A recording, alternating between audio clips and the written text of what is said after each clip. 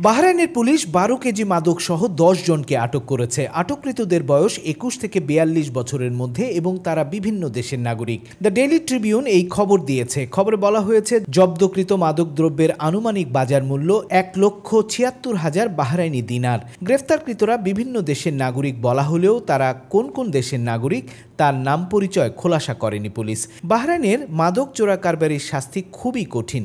গুরুতর অপরাধ বা বড় চালানের জন্য মৃত্যুদণ্ডের বিধান আছে। প্রবাসীরা মাদক চোরাচালানে জড়িত হলে সাজা, ভিসা বাতিল এবং ডিপোর্টেশন করা হয়। বাহরাইনের পুলিশ জানিয়েছে, অভিযান শুরু হয় গোয়েন্দা তথ্য পাওয়ার পর থেকে। লাগাতার অনুসন্ধান, তল্লাশি এবং তথ্য সংগ্রহের মাধ্যমে অভিযুক্তদের শনাক্ত করা হয় এবং মাদক দ্রব্যসহ গ্রেফতার করা হয়। আটককৃতদের বিরুদ্ধে মামলা দিয়েছে পুলিশ।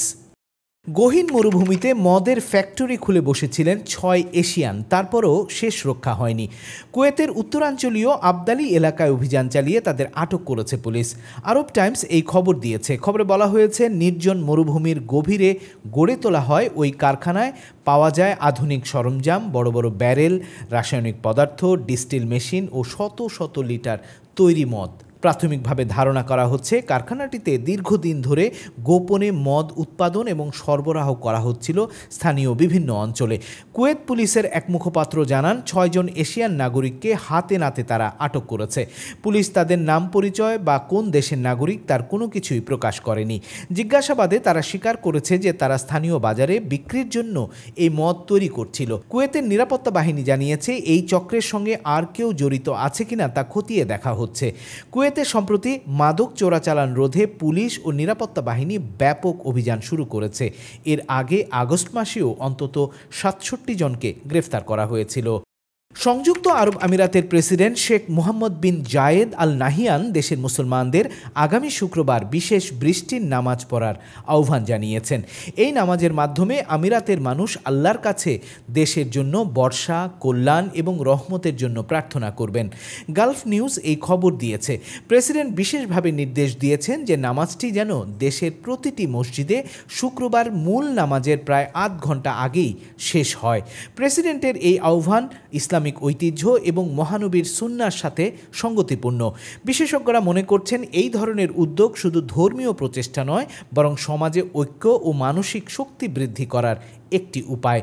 এটি দেশের নাগরিকদের মধ্যে এক ধরনের সামাজিক সংহতি ও আত্মবিশ্বাসের বার্তা হিসেবে দেখা হচ্ছে। ওমানের কাসাব উপকূলে সমুদ্রপথে অবৈধভাবে দেশটিতে ঢোকার সময় ৮ এশিয়ান নাগরিককে আটক করেছে স্থানীয় নিরাপত্তা বাহিনী।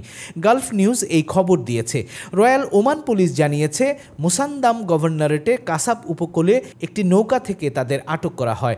আটককৃতরা দেশটিতে ঢোকার জন্য বৈধ কাগজপত্র ছাড়াই সমুদ্রপথ ব্যবহার করছিলেন, তবে তারা কোন দেশের নাগরিক তা জানানো হয়নি।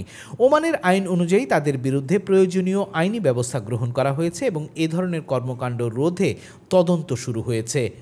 সৌদি আরব ২০২৬ সালের জানুয়ারি থেকে কোমল ও মিষ্টি পানীয়র উপর নতুন কর ধার্য করতে যাচ্ছে।